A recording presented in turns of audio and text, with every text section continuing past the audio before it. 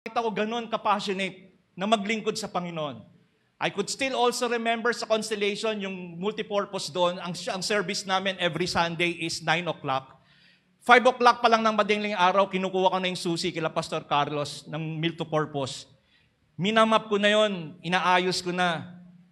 Tapos, bawat isang drum set, dadaling ko ron sa multipurpose. And gaano kalayo sa bahay namin yon? Linggo-linggo. Hindi ko alam na nagtatanim na pala ako sa Panginoon ng mga bagay na yon.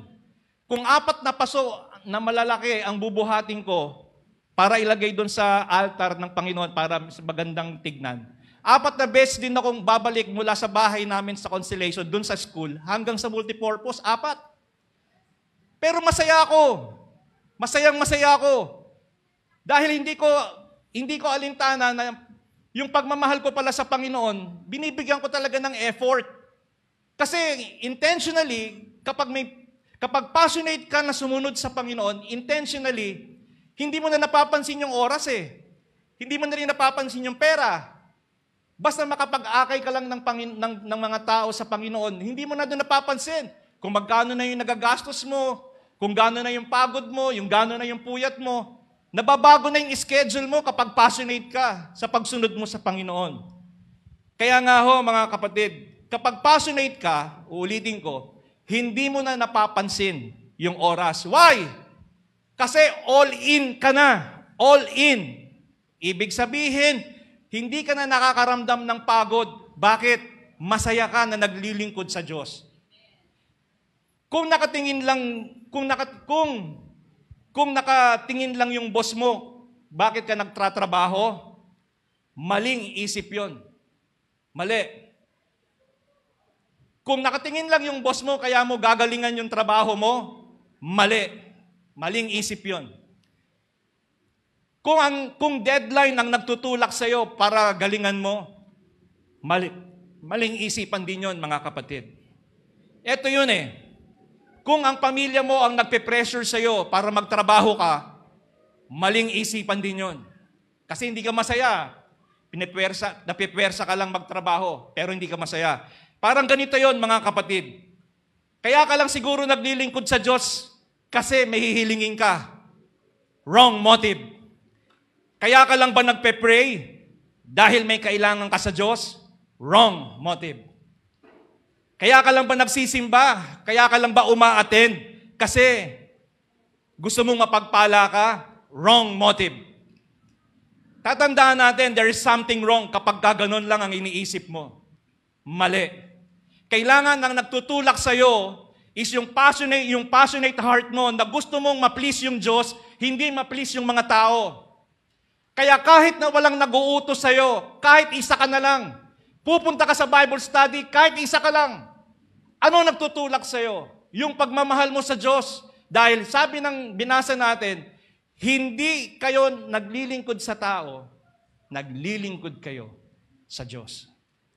Kaya ho, mga kapatid, ulitin ko lang, di ba the Bible gives us a strong meaning? Pag sinabi po kasi nating passionate, it is a strong feeling of enthusiasm, a strong feeling of excitement.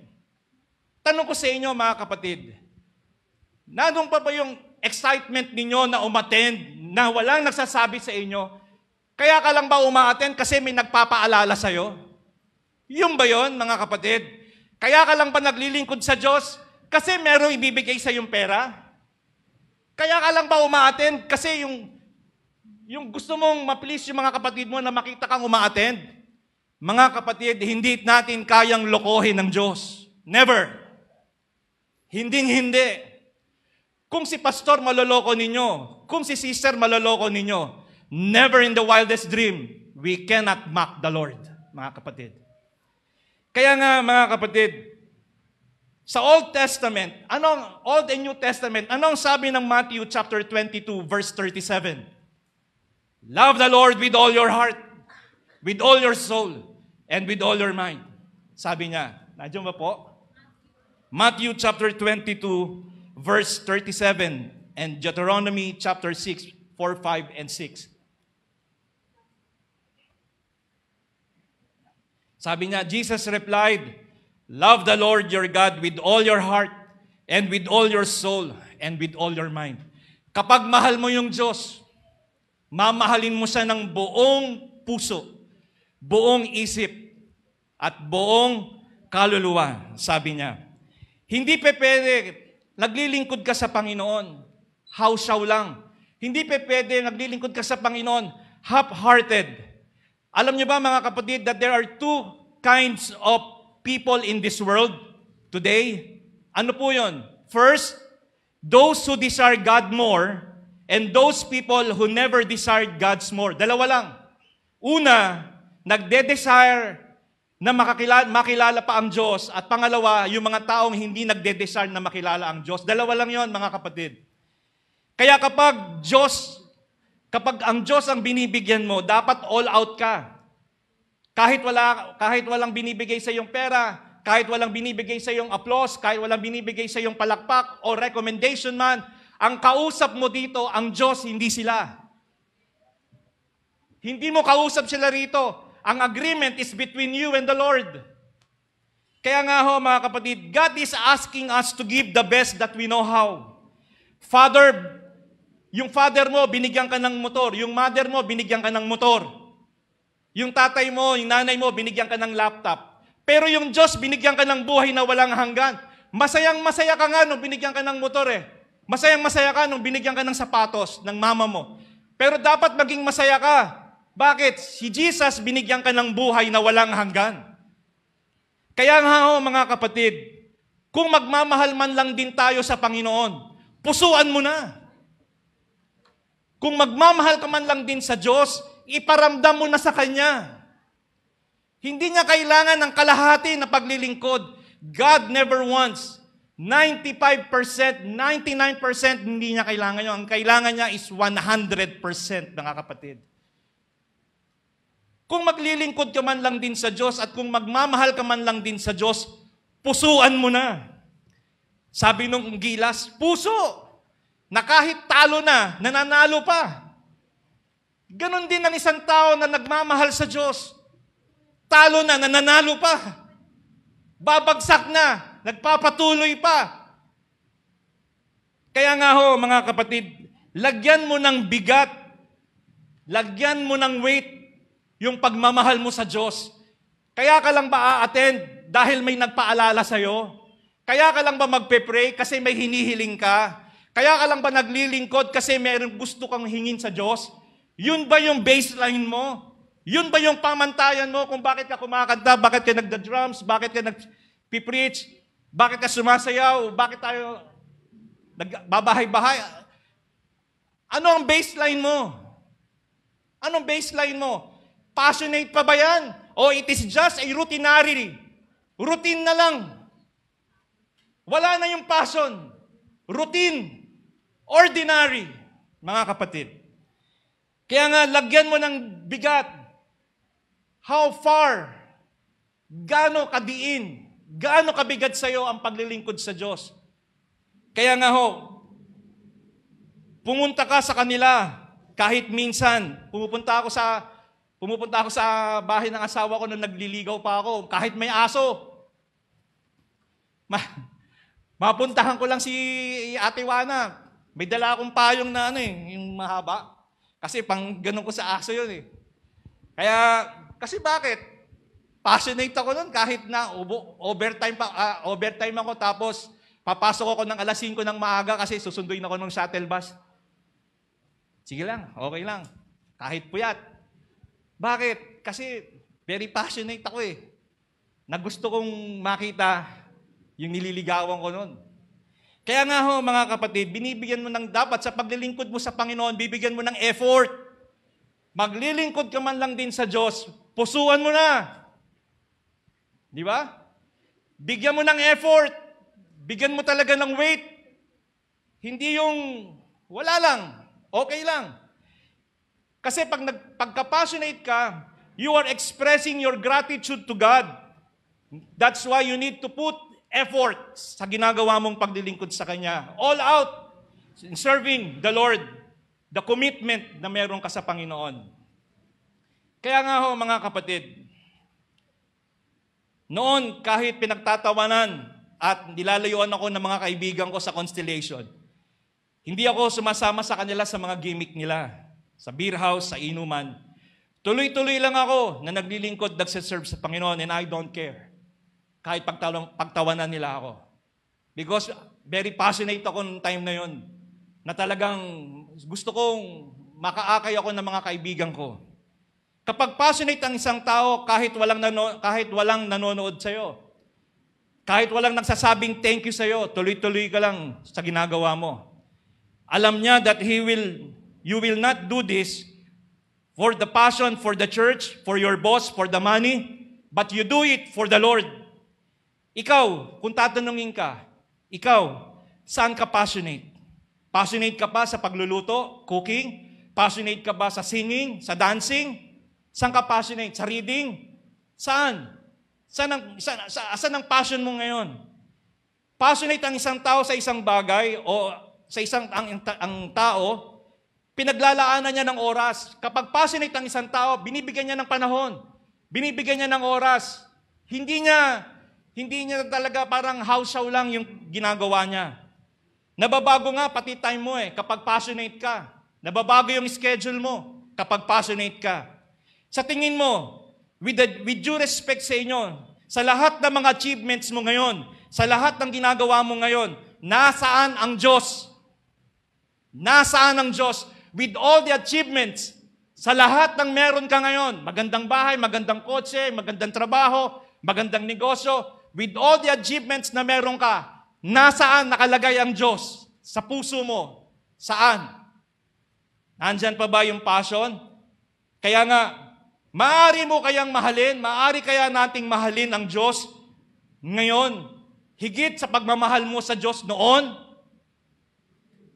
Maaari bang maglingkod tayo sa Diyos ng mahusay ngayon kaysa sa paglilingkod na ginagawa mo noon? Pwede ba na i-share mo yung salita ng Diyos na mas maganda at mas magaling ngayon kaysa ginagawa mo na pag-share ng Word of God noon? Pwede ba yun? Tinatanong tayo ng Panginoon, pwede ba? My God deserves the best. My God deserves my best. Ulitin ko mga kapatid, baka hindi nyo narinig. My God deserves the best. My God deserves my best. Kailangan passionate ka, mga kapatid. Kailangan alam mo kung sino yung Diyos na pinaglilingkuran mo para hindi ka mapapagod. Kasi kapag hindi mo kilala yung Diyos na ginagawan mo ng pagdadrums, paggigitara, pagsishare mo ng Word of God, kung talagang hindi mo siya kilala, one day, mapapagod ka, mabe-burnout ka. Bakit? Hindi mo siya kilala. Basta sunod ka lang, tangay ka lang. No. Dapat kilala mo kung sino yung Diyos na kinakantahan mo, inaawitan mo, binibigyan mo ng oras, ng panahon mo, ng pagod mo. Dapat kilala mo siya para hindi ka mapagod. Kaya nga sabi ko sa inyo mga kapatid, what is passionate? Passionate is a strong feelings of excitement. A strong feeling of enthusiasm. Nararamdaman niyo pa ba yung gigil niyo sa paglilingkod sa Diyos? Nararamdaman niyo pa ba yung init? Or we're just pushed by someone or just pushed by somebody to do this, to do that? Kaya ka lang ba uma-attend? Kasi may nagpapaalala sa'yo? Uulitin ko. Kaya ka lang ba nagpe-pray? Kasi may hihilingin ka? Yung ba yun, mga kapatid? No. Kapag gano'n ang iniisip mo, wrong motive. Mali. Kaya nga ho, mga kapatid, sabi ng Bible, doon sa binasa natin kanina, sumagot si Jesus, ibigin mo ang Panginoon mong Diyos ng buong puso, buong kaluluwa mo, at buong mong pag-iisip. Mga kapatid, sino ang pinuntahan nyo ngayon umagang ito? Bakit kayo gumising ng maaga?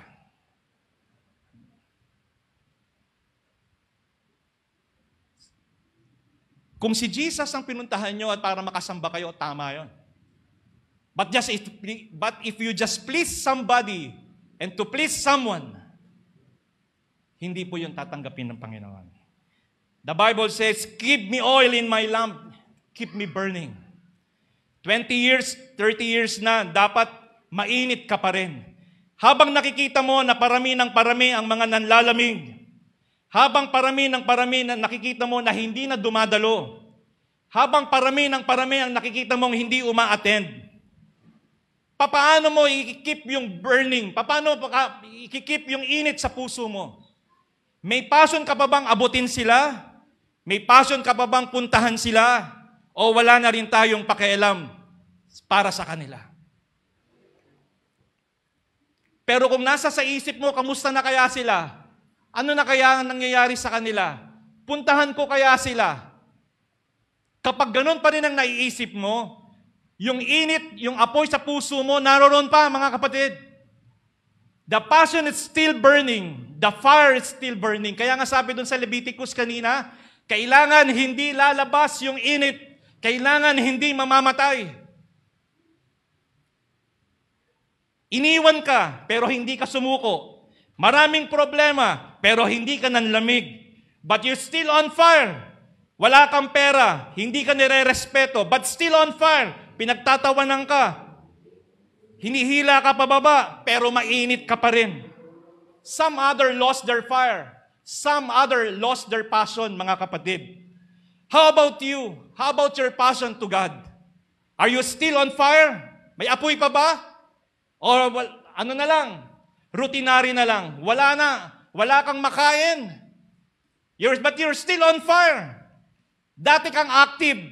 Dati kang masibag. Dati kang nag-aakay. Dati kang mainit. Suddenly, you lost your fire. Wala na. Bakit? Na-defocus ka na eh. Saan? Sa trabaho. Sa mga tao na mga nakakausap mo. Sino? Si congressman, si governor, si boss, si manager. Sila na yung naisip mo. Kaya wala ka ng time para sa Lord. You lost your fire. Anong sabi ng Revelation chapter 2, verses 1 hanggang 7? Meron po dyan. Nga pala, salamat Brother Charles ha. Si Brother Charles po gumawa. Salamat po.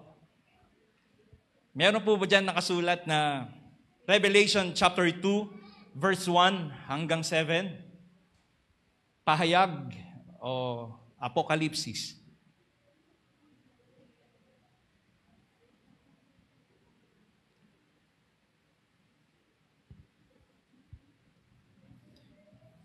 Kaya nga ho, mga kapatid, yun. Kaya nga ho, kapag inalis mo ang Diyos sa buhay mo, babagsak ka. Palagi ko po itong sinasabi. Tanggalin mo ang Diyos sa buhay mo, hindi ka tatagal. Tanggalin mo yung Diyos sa pamilya mo, magugulo. Tanggalin mo yung Diyos sa trabaho mo, hindi ka uunlad, matatanggal ka. Tanggalin mo yung Diyos sa kalusugan mo, mamamatay ka ng maaga. Dahil pag tinanggal mo na yung Diyos sa buhay mo, wala nang kwenta yung buhay, mga kapatid. Ano ang sabi po dito sa Revelation chapter 2? Revelation chapter 2 verse 1 hanggang 7.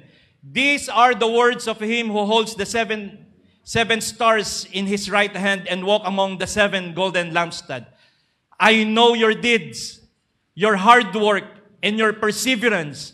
I know that you cannot tolerate wicked people, that you have tested those who claim to be apostles but are not, and have found them false. You have persevered and have endured hardship for my name, and I have not grown weary. Yet I hold this against you. You have forsaken the love you had at first. Consider how far you have fallen. Repent and do the things you did at first. If you do not repent, I will come to you and remove. Nakita niyo yung mga kapatid? Remove. Tatanggalin. Remove from its place. But you have this in your favor. You hate the practices of Nicolaitans, which I hate. Alam niyo, mga kapatid, may Tagalog po ba dyan? Ano pong sabi dun sa Tagalog na version? Meron po? Sabi dito, ito ang isulat mo sa anghel ng iglesia sa Efeso. Ito ang sinasabi.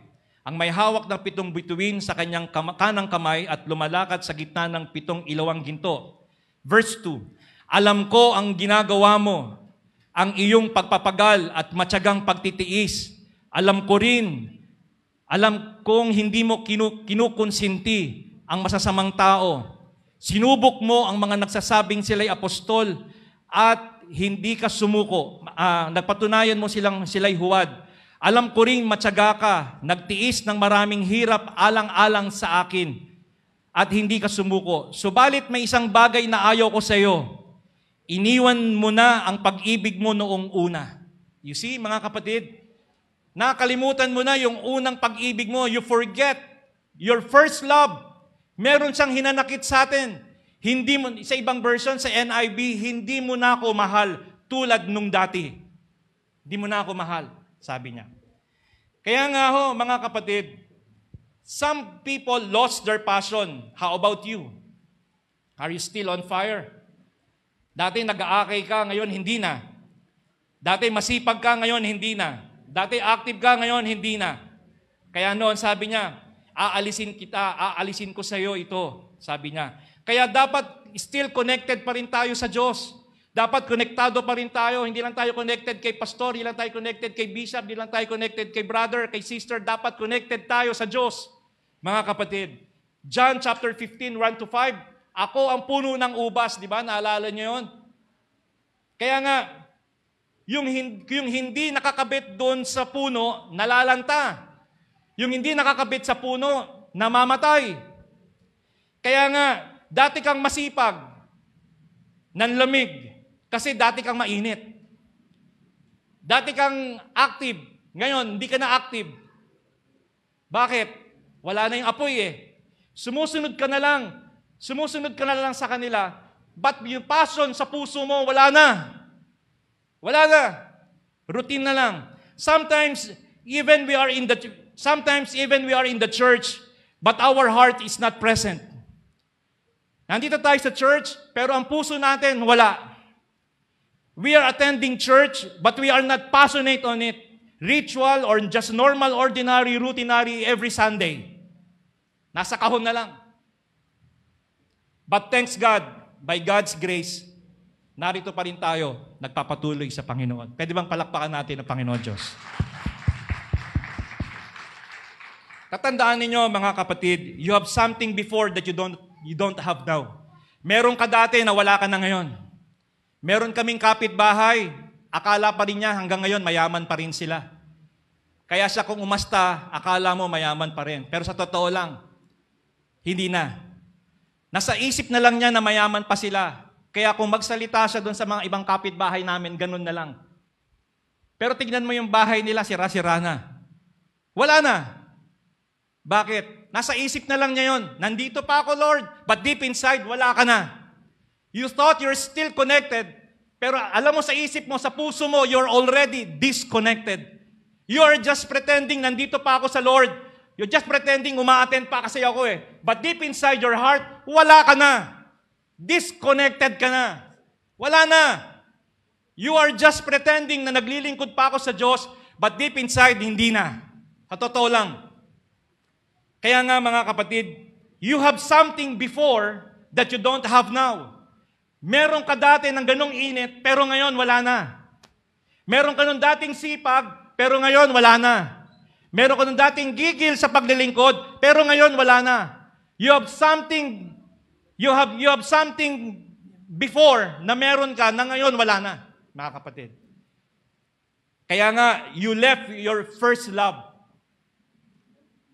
Huwag nating hayaan na mas makita natin yung laki ng problema natin, yung laki ng babayaran natin, na utang natin sa credit card, yung babayaran natin sa bahay, yung babayaran natin.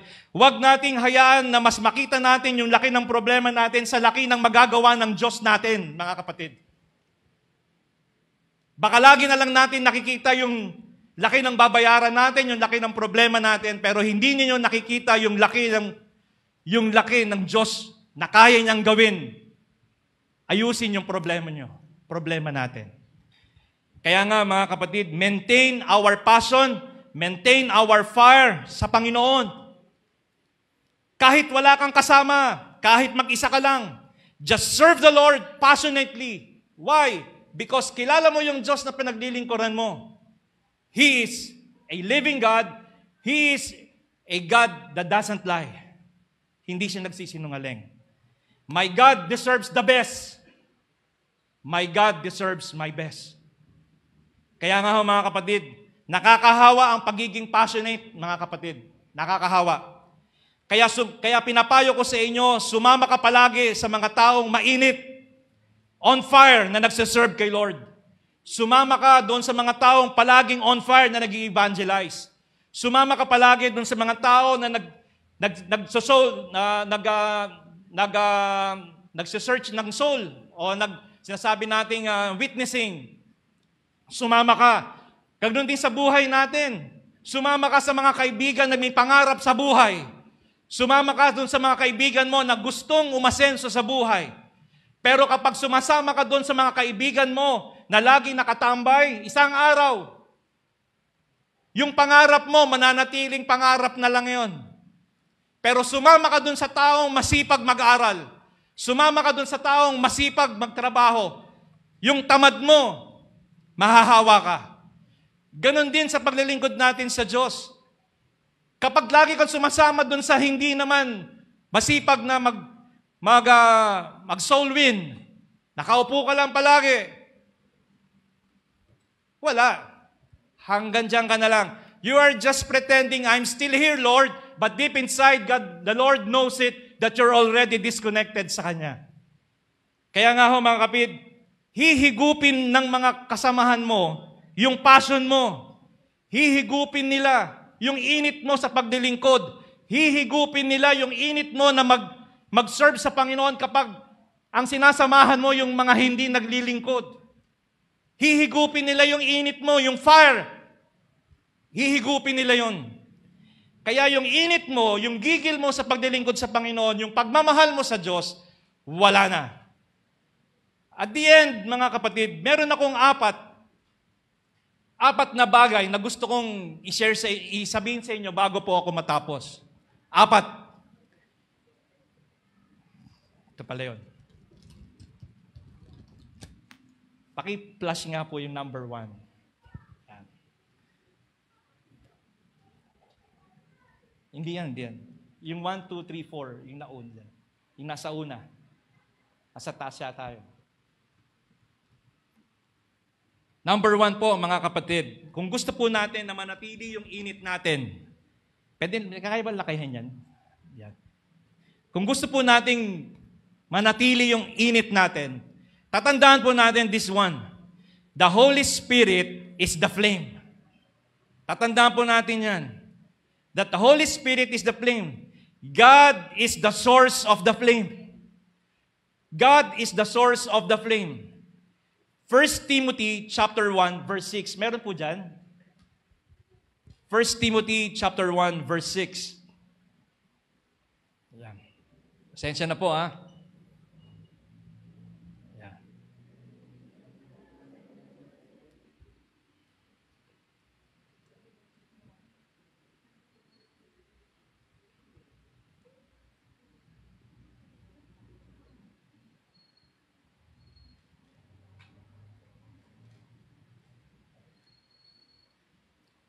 Dito po, makita po natin yan sa, yung Holy Spirit is the flame. God is the source of the flame.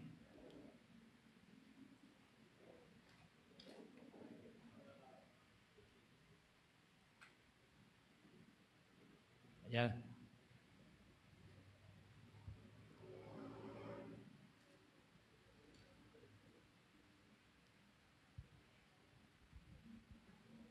Pasensya na po ha. Ito po. Unang Timoteo chapter 1 verse 6. Sa magandang balita, Biblia. May ilang tumalikod sa mga bagay na ito at nalulong sa mga walang kabuluhang talakayan. Bakit po? Kasi naisip lang po nila sa sarili nila with the head knowledge na meron sila, na karunungan na pinag-aralan nila, wala po eh. Wala pong Holy Spirit, wala pong mangyayari po doon. Yabang na lang po yon. Kaya po, sabi po, the Holy Spirit is the flame. Manatili po yung apoy sa puso po natin. Ano po yung number 2? Para maging passionate po tayo, number 1, Holy Spirit is the flame. Number 2, we are to be the living sacrifice. Number 2 po, ayan. Kaya nga mga kapatid, alang-alang sa masaganang habag ng Diyos sa atin, ako'y nakikiusap sa inyo na ialay ninyo ang inyong sarili bilang isang handog na buhay, banal at kalugod-lugod sa Diyos. Ito ang karapat-dapat na pagsamba ninyo sa Diyos. Huwag kayong makiayon sa takbo ng mundong ito. Sa halip, hayaan ninyong baguhin ng Diyos ang inyong pag-iisip upang maunawaan ninyo ang kanyang kalooban. Sa gayon, magagawa ninyo kung ano ang mabuti, kalugod-lugod, ganap na kalooban ng Diyos. So number 2 po, we are the living sacrifice. Kailangan po makita po sa atin. God's Word must be applied sa buhay po natin. Hindi lang po binabasa natin, kundi gumagawa tayo na may apply po natin sa buhay natin yung mga nababasa natin. Do mahirap po, pero kailangan po natin gawin yon para tayo po ay makasunod sa Panginoon. Number 3 po, the fire needs to be stoked or to be fueled. Kailangan po yung apoy po natin, kailangan anong tawag doon, yung nalalagyan ng mga kahoy, nalalagyan ng pampadingas. Ano po yon? We need to pray. We need to involve ourselves sa gawain sa Panginoon. Kailangan intentionally involve mo yung sarili mo. Kailangan nagpe-pray ka, kailangan nagbabasa ka ng Bible, kailangan sumasama ka doon sa mga tao na mainit na naglilingkod sa Diyos. Kailangan aapuyan mo. Kailangan, hindi pwede na Lone Ranger Christian ka lang. Hindi pwede po yun, mga kapatid. You need to involve yourself. Sabi po dito, dahil dito, pinapaalala ko sa inyo na pag-alabin mong muli ang kaloob na ibinigay sa iyo ng Diyos, nang ipatong ko sa iyo ang aking mga kamay, sapagkat ang Espiritong ibinigay sa atin ng Diyos ay hindi Espiritu ng kahinaan, ng loob, kundi Espiritu ng kapangyarihan, pag-ibig at pagpipigil sa sarili. Iyan ang ibinigay sa atin ng Panginoon. The fire needs to be stoked, the fire needs to be fueled. Number 4, mga kapatid, last but not the least, your flame is contagious. Sabi po ng Matthew, gayon din naman, dapat ninyong paliwanagin ang inyong ilaw sa harap ng mga tao upang makita nila ang inyong mabubuting gawa. May ipapakita tayo eh. Ano rin ipapakita natin? Mabubuting gawa. At papupurihan ang inyong amang nasa langit. Kaya tatandaan ho natin mga kapatid, let your light so shine before men that they may see your good works. Ano rin daw po? Good works, and glorify your Father which is in heaven. At the end, mga kapatid, gusto ko pong ipaalala sa inyo, kung magmamahal ka lang man din sa Diyos, pusuan mo na. Kung magmamahal ka man lang din sa Diyos, galingan mo na. Husayan mo na. Okay lang yan, kahit wala kang kasama, go lang. Ulitin ko po yung tanong kanina. Maaari kaya na mas mahalin mo ang Diyos ngayon kaysa sa pagmamahal mo sa Kanya noon? Maaari kaya na ma-share mo yung salita ng Diyos na mas mahusay ngayon kaysa sa ginagawa mo noon? Maaari kaya o pwede kaya na maglingkod ka ng mas mahusay sa Panginoon ngayon kaysa sa ginagawa mong paglilingkod sa Kanya noon? O noon kaysa ngayon? Hindi ko kayang sagutin sa inyo yan, mga kapatid. But kayo lang ang makakasagot niyan sa sarili ninyo. I hope, ito yung conclusion. Paulit-ulit ako kanina. My God deserves the best. My God deserves my best. Maraming pong salamat sa inyo, mga kapatid, and I hope kahit sa ganitong paraan, ay atin pong tayo po ay napaalalahanan na yung Diyos na nagbigay ng buhay, magandang buhay sa atin at buhay na walang hanggan. He deserves our best because my God, our God, deserves the best, mga kapatid. Palakpakan po natin ang Panginoon. Pwede po tayong lahat na tumayo, pwede po tayong lahat na manalangin sa Panginoon. At salamat po sa Diyos dahil sa umaga pong ito, mga kapatid, nais ko pong anyayahan kayo minsan pa na awitin po natin yung kanta na And I Will Always Love You, Lord. Maraming salamat sa Diyos for giving this time sa atin lahat na makasamba tayo. Knowingly and obviously na ang Diyos hindi po nagkukulang sa atin. Never. Hindi po. Mga kapatid, minsan pa nating awitin. We worship you, Lord. We honor your name. We thank you, Lord Jesus. Hallelujah. My precious Lord, wondrous King, I worship at your feet. I give to you my everything. Oh God, I stand to sing. And I will always love you, Lord. I worship you, I honor you, I glorify your name. And I will always love you, Lord. My everything, my all and all, I offer up to you. Oh Lord, we worship you, Lord. We thank you, God. We love you, Lord, and we welcome you, Holy Spirit.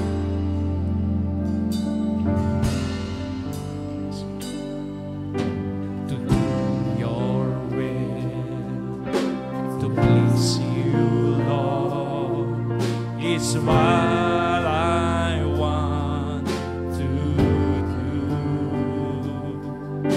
I give my life, I lift my hands, I worship you, my King.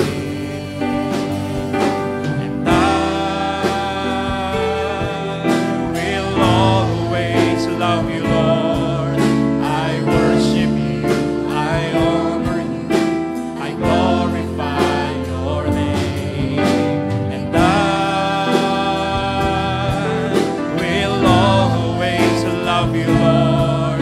My everything, my all and all, I offer up to you. And I will always love you, Lord. I worship you, I honor you, I glorify your name. And I will always love you, Lord.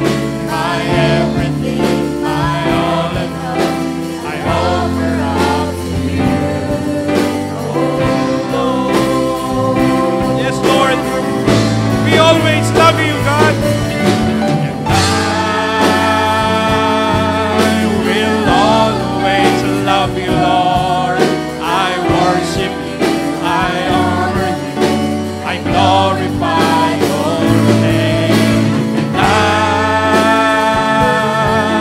will always love you, Lord.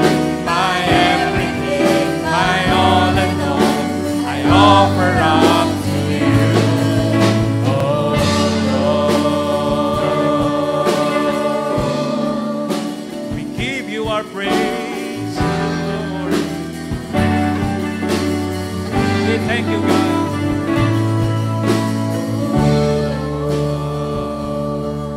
Ama naming Diyos na makapangyarihan sa lahat, sa umaga pong ito, lubos po kaming nagpapasalamat. Sobra-sobra po kaming nagpapasalamat sa iyo, Panginoon. Milyong-milyong pasasalamat po sa iyo, Panginoon Diyos. Dahil po sa kabutihan po ninyo sa buhay namin. And not a single day, Panginoon, na nagkulang kayo sa amin, Panginoon. Never. Salamat po, Panginoon.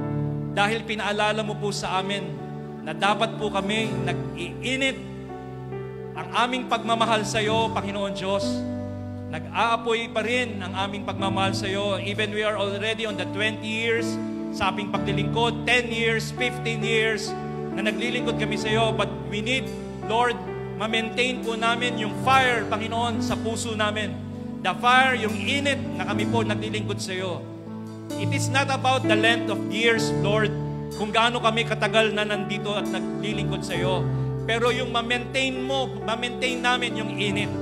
Madaling magsiga ng apoy, pero mahirap magpatay ng apoy, Panginoon. Pero Lord, tulungan mo kami na ang apoy na nandito sa puso namin nung unang araw na pinapasok ka namin sa puso namin, ay wag, Panginoon, mamatay ang apoy sa puso namin, Panginoon Diyos. At sa halip, Panginoon, ay manatili yung ningas ng apoy sa loob ng puso namin, na kahit marami kaming problema, maraming mga bagay na humahadlang sa amin, which still, Lord, nandito pa rin kami, naglilingkod sa iyo, nagpapasalamat sa iyo, naaalala namin, and we recognize all the good deeds, all the good things, all the blessings na natatanggap namin galing sa iyo.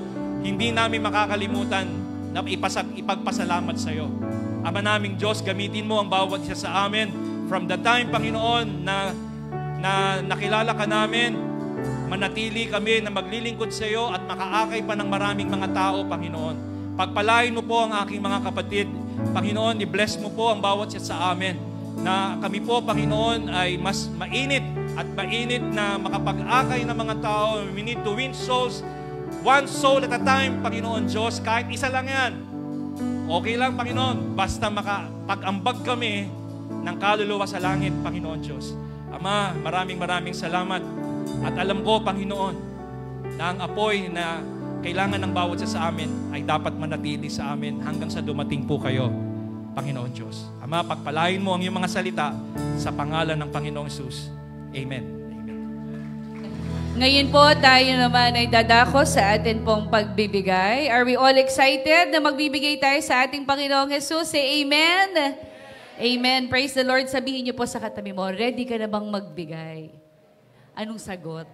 Ano kayang sagot niya? Ayan. Sabi po ng 2 Corinthians chapter 9 verse 7, ayan po, sabi dyan, each of you should give what you have decided in your heart to give, not reluctantly or under compulsion, for God loves a cheerful giver. So, bawat isa po sa atin, ngayon, magbibigay tayo sa Panginoon Diyos. Alam natin kung ano yung nararapat para sa Kanya. Merong mga kabataan na dahil ang baon nila, let's say, 100 a day, malaki na yun. 100 a day, o kulang yan. So, magtatabi sila ng minsan 10 piso, tapos pag ulit-ulit, Tuesday, ganun ulit hanggang sa makaipon sila, yun ang gusto nila ibigay sa Lord. Ganun din naman tayo ng mga nagtatrabaho. Kung ano yung atin pong kinita, at least 10% of it, ibigay natin sa Panginoon Diyos sa mga nagnenegosyo, ibigay natin sa Lord yung 10% na para sa Kanya. Only 10%, no? Ang hinihingi ng Lord. Pero apakaraming binibigay ng mga pagpapala ng Panginoon Diyos sa atin. You know, I really have this goal. Sabi ko, Lord, sa pagpasok ng 2025, you have given us so many things. Napakadami pinagbigay ng Panginoon Diyos. Pero sabi ko, aside from, of course, attending cell group, yung marami nating ginagawa sa Panginoon Diyos, ano pa ba yung bagay na pwede ko talagang maibigay sa Lord? And that is to be consistent and to be honest in giving our tithes and offering. Alam nyo, ang ganda ng pangako ng Panginoon Diyos eh. Sabi niya, subukan ninyo ako, sabi sa Malakay 3:10, kung hindi buksan ko ang durungawan ng langit at ibuhos ang pagpapala sa bawat isa sa atin. So, ibig sabihin, if we will only be honest in giving our tithes and offering, alam ng Diyos ang puso mo. Alam ng Diyos ang laman ng puso mo kung totoong magbibigay ka sa Kanya o hindi. Amen? So, actually, ang lahat ng bagay nagmula sa Diyos. Naalala ko, sabi ko, Lord, I really wanted to be consistent with my tithes and offering. Halimbawa, ang sweldo mo, ay 20,000. Kunyari lang. So ngayon, ang ibibigay mo sa Lord, that 10%, let's say each month would be 2,000. Pero kung gusto mo na sa sarili mo na, ay, gusto ko talaga, naiya ako kay Lord, magbibigay ako ng more than sa salary ko. So ibig sabihin, hindi mo pa natatanggap yung isang bagay, nagbibigay ka na. So, nyari, gusto ko next time, pag magbibigay ako, 2,500, 3,000, 4,000. Pero isipin mo saan ko kukunin yun. Pero dahil meron yan sa puso mo, or let's say, 500, gusto ko makapagbigay kahit man lang lagi. Consistent ako dyan with 500, tapos susunod na linggo, tataasan ko. Alam nyo, ibinibigay natin ito sa Panginoon Diyos. At yung mga malilikom dito, gagamitin ito sa evangelism. Ano po, yung mga pumupunta tayo ng mga outreach, nakita natin marami tayong mga manggagawa, ano po, na yung mga sa youth natin, children. So, ibig sabihin, lahat ng mga nalilikom na pera, lahat po yan ay ginagamit natin sa paglilingkod natin sa Panginoon Diyos dito sa ating bahay-sambahan. So, with that, huwag maging tikom. Ano po ang ating mga kamay? Maging mapagbigay tayo. Sabihin mo nga sa katabi mo, are you a giver? Isa pa, are you a cheerful giver? Sabi siguro, Lord, bibigay ko pa ba ito? Wala akong pansaing mamaya eh.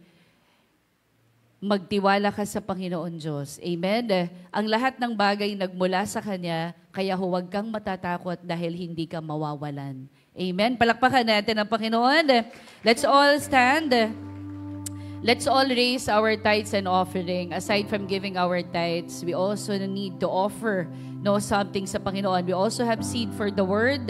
Tandaan natin, ito may isa pa maganda. Yung seed for the Word. Naalala ko nung umattend kami ng isa sa mga conferences, meron doon na ganyan, may seed for the Word. Doon sa nag-speak, talagang feeling ko talaga. Sabi ko, Diyos ko, Panginoon, yung mga pinagdaraanan namin, lumabas doon sa bibig ng pastor yung pangangailangan na meron ako. And I believe na yun yung salita ng Panginoon Diyos na para sa akin. Di ba po seed nga yan? Pag sinabing seed, natara wala pa ako makukuhang bunga. Kasi seed. So every time na nagtatanim ako, doon sa salita ng Panginoon Diyos, nagugulat na lang ako na lumalaki ang pananampalataya ko sa Panginoon Diyos. At yun, pananiniwalaan ko na salita ng Panginoon Diyos, unti-unti nagbubunga ito sa akin. Amen? So, wag natin pang hinayangan yan. Ano po, magtanim tayo ng magtanim kasi sa tamang oras at pagkakataon, aani po tayo. Sige po, let's all raise our tithes and offering, our seed for the Word. Hallelujah. Thank you, Jesus. Thank you, Holy Spirit. Panginoon Diyos na makapangyarihan sa lahat, banal na Espiritu, aming Ama. Lord, maraming salamat sa pagkakataon na nakakapagbigay kami. Maraming salamat, Panginoon Diyos, sa magandang trabaho. Maraming salamat sa magandang relationship sa aming pamilya. Maraming salamat, O Diyos, sa mga negosyo na ipinagkaloob mo sa amin. Maraming salamat sa magandang pangangatawan, Panginoon, na hindi kami nagkakasakit. Maraming salamat, Lord, sa lahat ng mga resources na meron kami. Maraming salamat sa mga iba't ibang mga connections na meron ng bawat isa sa amin.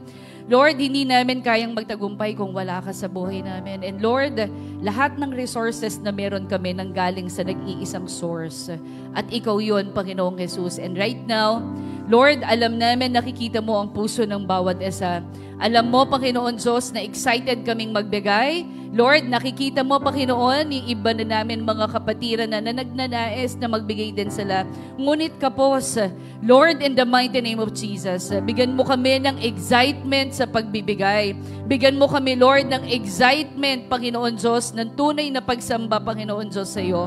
And right now, Lord, maraming salamat sapagkat nagkaroon kami ng pagkakataon na magbigay sa iyo. Lord, hindi kami manghihinayang na magbigay ng aming tithes and offering. Dahil, Lord, kulang pa to sa dami ng pagpapala na ipinagkaloob mo sa amin. Lord, help us to be honest and always giving our tithes and offering. And help us also, O God, na magtanim kami, Panginoon Diyos. Lord, magtatanim kami, Panginoon Diyos, lagi ng mabuti para sa iyo. We thank you, Lord. We honor you. In Jesus' name we pray. Amen. Hallelujah. Gusto ko lang pong i-share sa inyo, no?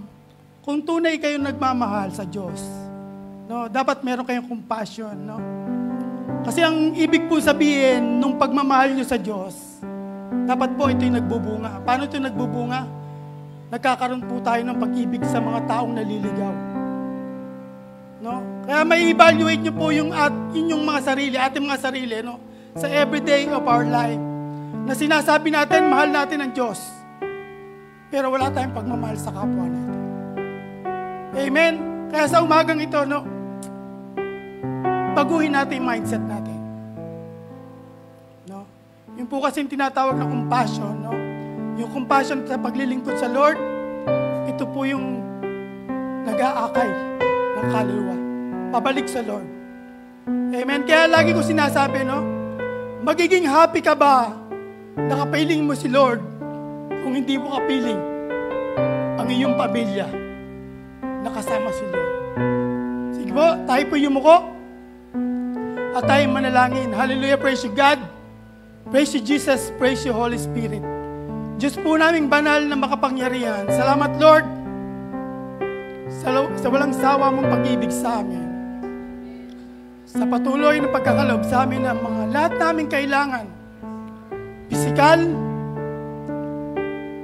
higit o Lord sa spiritual. Salamat sa patuloy ng pagkalingama sa amin. Salamat sa patuloy na paghahatid sa amin ng mensahe sa pamamagitan ng aming mga pastors. Salamat Lord sa Pastor Dong, sa kanyang buhay. Salamat sa iyo. Patuloy mo siyang ingatan, palakasin, ilayo sa kahit anong klase ng kapamakan, karamdaman, sakuna, sampu ng kanyang pamilya, O Lord. At dalangin ko na one day, lahat ng kanyang panalangin, na makasama niya ang kanyang pamilya, buong buo, na naglilingkod sa iyo. Ganon din kami, O Lord. Yan yung lagi namin panalangin, na one day, ang buo namin pamilya, we will serve nothing but you, O Lord.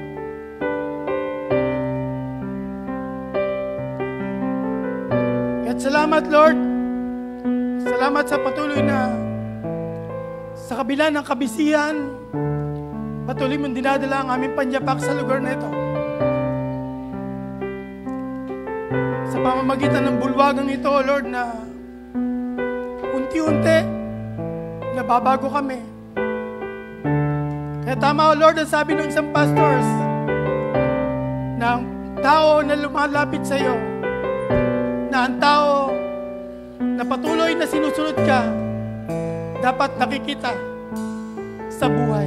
Salamat, Lord. Dalangin ko, Lord, na kung paano mo kami dinala ng safe and sound sa lugar na ito, dalod din sa aming pag-uwi, O Lord. Ingatan mo kami, 10 ng aming mga kasama, 10 ng aming mga kapatid sa pananampalataya.